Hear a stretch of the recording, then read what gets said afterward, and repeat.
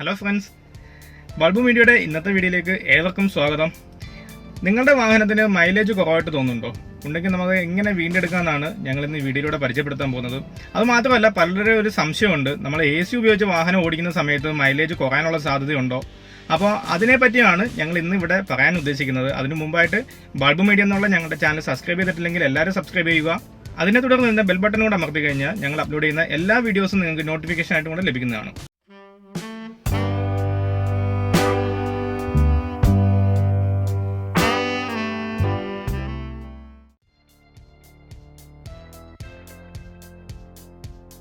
ഏതൊരു വാഹനത്തിന്റെ ആയാലും മൈലേജ് കുറവാനായിട്ടുള്ള ഏറ്റവും മെയിൻ ആയിട്ടുള്ള റീസൺ എന്ന് പറഞ്ഞാൽ നമ്മളുടെ ഡ്രൈവിംഗ് ശൈലി തന്നെയാണ്. നമ്മുടെ ഡ്രൈവിംഗ് ശൈലിയിലൂടെ ആയിരിക്കും എപ്പോഴും ആ വണ്ടിയുടെ ഒരു പെർഫോമൻസ് നിലനിർത്തേണ്ടത്.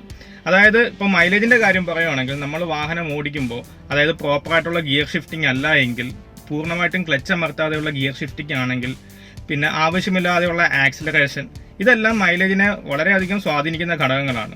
അപ്പോൾ നമ്മൾ ഡ്രൈവ് ചെയ്യുന്ന സമയത്ത് ഇതെല്ലാം മാക്സിമം ഒഴിവാക്കാൻ വേണ്ടി ശ്രമിക്കുക. ഗിയർ ഇടുന്ന സമയത്ത് കറക്റ്റായിട്ട് ക്ലച്ച് പൂർണ്ണമായിട്ടും അമർത്തിനെ മാത്രം ഗിയർ ഇടുക. പിന്നീട് ഓരോ ഗിയറിനും അതിൻ്റെതായിട്ടുള്ള ഒരു വേഗതയുണ്ട്. ആ കറക്റ്റായിട്ടുള്ള വേഗതയിൽ കറക്റ്റ് ഗിയർ യൂസ് ചെയ്യുന്നതിലൂടെയും നമുക്ക് മൈലേജ് പരമാവധി ഉയർത്തിയെടുക്കാവുന്നതാണ്. അതുപോലെ തന്നെയാണ് വാഹനത്തിന്റെ മെയിൻ്റനൻസ് എന്ന് പറയുന്നത് ഇതുണ്ട്. വാഹനത്തിന്റെ മെയിൻ്റനൻസ് വളരെ ഇമ്പോർട്ടൻ്റ് ആയിട്ടുള്ള ഒരു കാര്യമാണ്. കറക്റ്റ് ടൈമിങ്ങിലുള്ള സർവീസിങ്.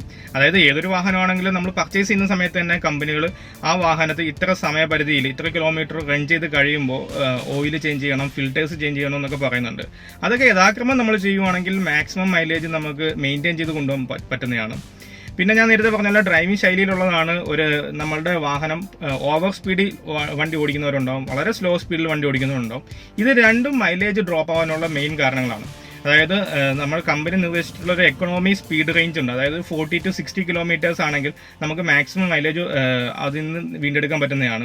ഓവർ സ്പീഡ് ആണെങ്കിൽ അതിനകത്ത് ഫ്യൂൽ കൂടുതലായിട്ട് ബേൺ ചെയ്യാനുള്ള സാധ്യത വരുന്നുണ്ട്. സ്ലോ സ്പീഡ് ആണെങ്കിലും അതുപോലെ തന്നെയാണ്, ഫ്യൂൽ കൂടുതലായിട്ട് ബേൺ ചെയ്ത് പോകുന്നുണ്ട്. അപ്പോൾ ഒരു എക്കണോമി സ്പീഡിൽ ഒരു 60 kmph പോവുകയാണെങ്കിൽ, ആവറേജ് സ്പീഡ് നിലനിർത്തുവാണെങ്കിൽ നമുക്ക് മാക്സിമം അതിനകത്ത് മൈലേജ് കിട്ടുന്നുണ്ട്. അതുപോലെ തന്നെയാണ് എല്ലാവർക്കും ഒരു സംശയമുണ്ട്, AC ഉപയോഗിച്ച് കഴിഞ്ഞാൽ മൈലേജിൽ വലിയ വ്യത്യാസം ഉണ്ടാവും എന്നുള്ളത്. അതായത് ശരിക്കും പറഞ്ഞാൽ AC ഉപയോഗിക്കുമ്പോൾ എല്ലാവർക്കും അറിയാം, ACയുടെ കംപ്രസർ എഞ്ചിനുമായിട്ട് കണക്ട് ചെയ്ത് അത് റൊട്ടേറ്റ് ചെയ്യുമ്പോഴാണ് നമുക്ക് AC വർക്ക് ചെയ്യുന്നതെന്ന് അറിയാം. അപ്പോൾ സ്വാഭാവികമായിട്ടും അത് ആ കംപ്രസർ റൺ ചെയ്യിപ്പിക്കാൻ വേണ്ടി എഞ്ചിനകത്ത് പവർ എടുക്കുന്നുണ്ട്. അപ്പോൾ സ്വാഭാവികമാണ് മൈലേജ് അവിടെ എഞ്ചിൻ കൂടുതൽ അവിടെ വർക്ക് ചെയ്യും, മൈലേജ് അപ്പം കുറയാനുള്ള സാധ്യത അവിടെ വരുന്നുണ്ട്. പക്ഷേ നിങ്ങൾ ആലോചിക്കേണ്ട വേറൊരു കാര്യം ഇതാണ്, നമ്മൾ AC ഉപയോഗിക്കാത്ത സമയത്ത് എല്ലാ വിൻഡോസിൻ്റെയും ഗ്ലാസുകൾ താഴ്ത്തിയിട്ടാണ് നമ്മൾ ഓടിക്കുന്നത്. അപ്പോൾ ഈ ഒരു അവസരത്തിൽ പുറത്തുനിന്നുള്ള എയർ കൂടുതലായിട്ട് വാഹനത്തിനുള്ളിലേക്ക് കയറുകയും നമ്മൾ പോകുന്ന യാത്രയ്ക്ക് ഒരു തടസ്സം സൃഷ്ടിക്കുകയാണ് ചെയ്യുന്നത്. അപ്പോൾ ആ തടസ്സം സൃഷ്ടിക്കുമ്പോൾ നമുക്ക് വാഹനം കുറച്ച് നമ്മൾ ഉദ്ദേശിക്കുന്ന വേഗത്തിൽ പോകാൻ വേണ്ടിയിട്ട് എഞ്ചിൻ കൂടുതൽ പവർ എടുക്കുന്നുണ്ട്. അങ്ങനെ വരുന്ന സമയത്ത് കൂടുതലായിട്ട് ഫ്യൂല് ബേൺ ചെയ്യുകയും നമ്മൾ AC ഉപയോഗിച്ച് യാത്ര ചെയ്യുന്നതിനെക്കാട്ടി കൂടുതൽ ഫ്യൂല് ബേൺ ചെയ്യാനുള്ള സാധ്യത വരുന്നുണ്ട്. അപ്പം AC ഉപയോഗിച്ച് യാത്ര ചെയ്യുന്നതിനെക്കാട്ടി കൂടുതൽ മൈലേജ് കുറയുന്നത് AC ഉപയോഗിക്കാതെ വിൻഡോസ് താഴ്ത്തിയിട്ട് യാത്ര ചെയ്യുമ്പോഴാണ്.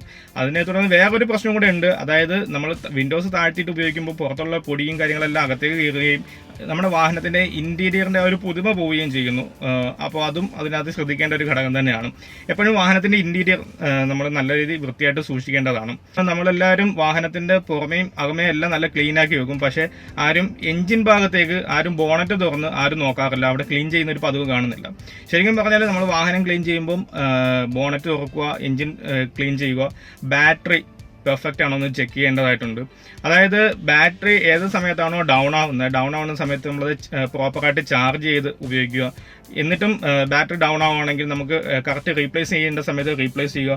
അല്ലാത്ത പക്ഷം സംഭവിക്കുന്നത് എന്താണെന്ന് വെച്ചാൽ, നമ്മൾ സ്റ്റാർട്ട് ചെയ്യുമ്പോൾ ഒരു പ്രാവശ്യം സ്റ്റാർട്ട് ആവുന്നില്ല, പലതവണ നമ്മൾ ഇഗ്നിഷൻ ഓൺ ആക്കി നോക്കുന്നു, സ്റ്റാർട്ട് ആവാതെ വരുമ്പോൾ ഫ്യൂല് കൂടുതലായിട്ട് ബേൺ ചെയ്ത് പോകുന്നുണ്ട്, പക്ഷെ വാഹനം സ്റ്റാർട്ടാക്കാൻ പറ്റാത്ത ഒരു ഇത് വരുന്നുണ്ട്. അപ്പോൾ അത് നമ്മൾ ശ്രദ്ധിക്കേണ്ട ഒരു ഘടകം തന്നെയാണ്. പിന്നീട് വരുന്ന ഒരു കാര്യമാണ് നമ്മുടെ വാഹനത്തിന്റെ ടയറിന്റെ പ്രഷർ മെയിൻറ്റെയിൻ ചെയ്യുക എന്നുള്ളത്. വാഹനങ്ങളിൽ ഏതൊരു വാഹനമായാലും അതിന്റെ ടയറിന് കമ്പനി നിർദ്ദേശിച്ചിട്ടുള്ള പ്രഷർ ഉണ്ടാവും. ആ ഒരു പ്രഷർ നമ്മൾ എപ്പോഴും മെയിൻറ്റെയിൻ ചെയ്യുക എന്നുള്ളതാണ്. മാസത്തിൽ ഒരു തവണയെങ്കിലും കാറിന്റെ ടയറിന്റെ പ്രഷർ നമ്മൾ ചെക്ക് ചെയ്യേണ്ടതാണ്. അത് അത്യാവശ്യമായിട്ടുള്ള ഒരു കാര്യമാണ്. അത് എയർ കുറവാണെങ്കിൽ നമുക്ക് വലിയ രീതിയിലുള്ള ഒരു മൈലേജ് ഡ്രോപ്പ് അവിടെ ഉണ്ടാവുന്നുണ്ട്. അതുപോലെ തന്നെയാണ് നമ്മൾ ഉപയോഗിക്കുന്ന ടയറുകളും, ടയറിന്റെ മെയിൻ്റെനൻസ് എല്ലാം നമ്മൾ കാര്യമായിട്ട് ചെയ്യുക. നമ്മൾ ടയർ കമ്പനി തരാത്തൊരു ടയർ, അതായത് വീതി കൂടിയ ടയറുകൾ പലരും ഉപയോഗിക്കുന്നതായിട്ട് കാണുന്നുണ്ട്. ആ വീതി കൂടിയ ടയറുകൾ ഉപയോഗിക്കുമ്പോൾ നമുക്ക് നല്ലൊരു റൈഡിംഗ് കംഫോർട്ട് ഉണ്ടാവുന്നെങ്കിൽ തന്നെയും മൈലേജിൽ ചെറിയൊരു ഡ്രോപ്പ് അവിടെ ഉണ്ടാവാനുള്ള സാധ്യതയുണ്ട്.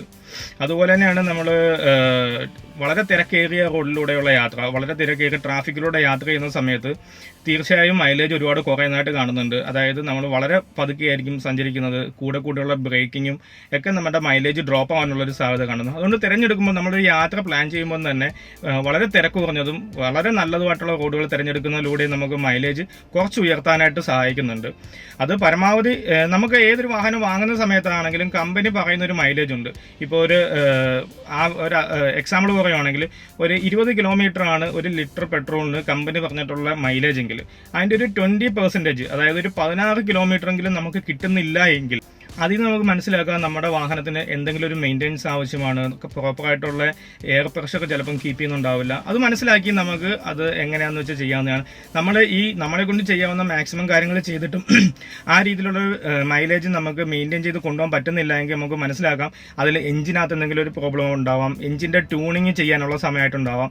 അങ്ങനെയൊക്കെ നമുക്ക് അങ്ങനെ വരുന്നൊരു ടൈമിൽ നമ്മൾ തീർച്ചയായിട്ടും നല്ലൊരു ടെക്നീഷ്യനെ തന്നെ സമീപിക്കേണ്ടതാണ്.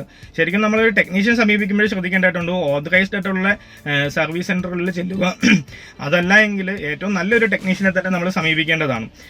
അല്ലാത്ത പക്ഷം നമ്മുടെ വാഹനത്തിന്റെ ലൈഫ് അതിനനുസരിച്ച് കുറയുന്നതായിരിക്കും. അപ്പോൾ എല്ലാവരും ഈ കാര്യങ്ങൾ പ്രത്യേകം ശ്രദ്ധിച്ചു കഴിഞ്ഞാൽ നമുക്ക് തീർച്ചയായും നമ്മളുടെ വാഹനത്തിന്റെ മൈലേജ് നല്ല രീതിയിൽ വർദ്ധിപ്പിക്കാൻ പറ്റും. പിന്നീട് വരുന്നൊരു റീസൺ ഇതാണ്, നമ്മൾ ഡ്രൈവ് ചെയ്യുന്ന സമയത്ത് പലരിലും കണ്ടുവരുന്ന ഒരു ഹാബിറ്റാണ് ക്ലച്ചിന്റെ മുകളിൽ കാല് വെച്ചിട്ടുള്ള യാത്ര. അതായത് ഗിയർ ഷിഫ്റ്റ് ചെയ്തതിന് ശേഷവും ക്ലച്ച് പെഡലിൽ കാലിങ്ങനെ ചെറുതായിട്ട് സപ്പോർട്ട് ചെയ്ത് വെച്ചിരിക്കും. അങ്ങനെ സപ്പോർട്ട് ചെയ്യുന്നതിലൂടെ സംഭവിക്കുന്നത് നല്ലൊരു മൈലേജ് ഡ്രോപ്പ് ഉണ്ടാവുന്നു. അതുമാത്രമല്ല ക്ലച്ചിന്റെ ലൈഫ് കുറയാനുള്ള ഒരു സാധ്യത അവിടെ കാണുന്നുണ്ട്. അതുകൊണ്ട് തീർച്ചയായും ഗിയർ ഷിഫ്റ്റ് ചെയ്തതിന് ശേഷം ക്ലച്ച് പെഡലിൽ നിന്ന് കാല് പൂർണ്ണമായും എടുത്ത് മാറ്റേണ്ടതാണ്. അത് അത്യാവശ്യമായിട്ടുള്ള ഒരു കാര്യമാണ്. അതല്ലെങ്കിൽ നമുക്ക് എഞ്ചിന് അതിന്റെ പൂർണ്ണമായിട്ടുള്ള ആ ഒരു ഗിയറിൽ പോകുന്ന പവർ എടുക്കാൻ പറ്റാതെ വരികയും കൂടുതൽ ഫ്യൂല് ബേൺ ചെയ്യുകയും ചെയ്യുന്നു. അതോടൊപ്പം അതിൻ്റെ കൂടെ തന്നെ മൈലേജിനകത്ത് വലിയൊരു ഡ്രോപ്പ് ഉണ്ടാവുകയും ചെയ്യുന്നു.